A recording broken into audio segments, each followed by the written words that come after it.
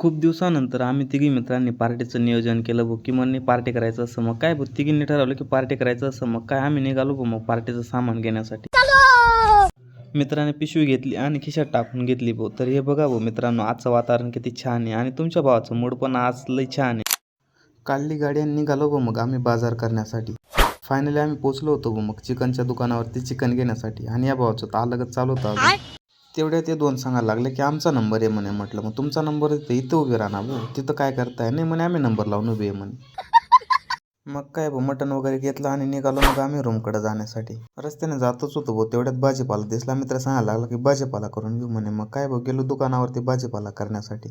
तिथं गेल्या गेल्या मग मित्र टमाटे निवडायला लागला आणि मग इथं मस्तपैकी मी फळभाजी पाहत बसलो भाऊ. इकडं मस्त आंबे होते, तिकडं पपई मस्तपैकी नारळ पण होते. मग मित्र सांगायला लागले की टमाटे निवडू लाग म्हणे. मित्राला म्हटलं मला नाही निवडता येत भाऊ. म्हटलं तू संसारी माणूस आहे, तुलाच जमतं म्हटलं.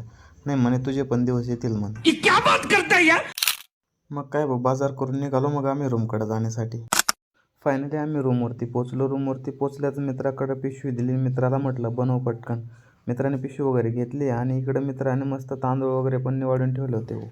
इकडे याचं चालू होतं भाऊ चिकन टिक्का बनवण्यासाठी लेग पीस काढायचा आणि इकडे हा पण मस्त कांदा कापत होता आणि मी बसलो होतो भाऊ मग मस्तपैकी ब्लॉग बनवत.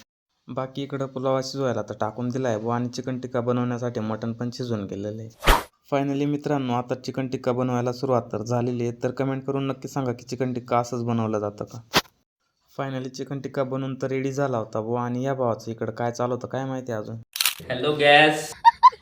फायनली मित्रांनो आपलं जेवण वगैरे बनवून तर रेडी झालेले आणि इकडं तुमच्या भावाचं पण खायची सुरुवात झालेली आहे. कारण तुमच्या भावाने सकाळपासून काही खाल्लेलं नाही आहे, त्याच्यामुळे तुमचा भाऊ डायरेक्ट सुरू पडून गेला आहे. तर चला मग व्हिडिओ कसा वाटला कमेंटमध्ये नक्की सांगा आणि आपल्या व्हिडिओला लाईक फॉलो शेअर नक्की करून द्या. चला मग भेटू आपण नेक्स्ट ब्लॉगमध्ये.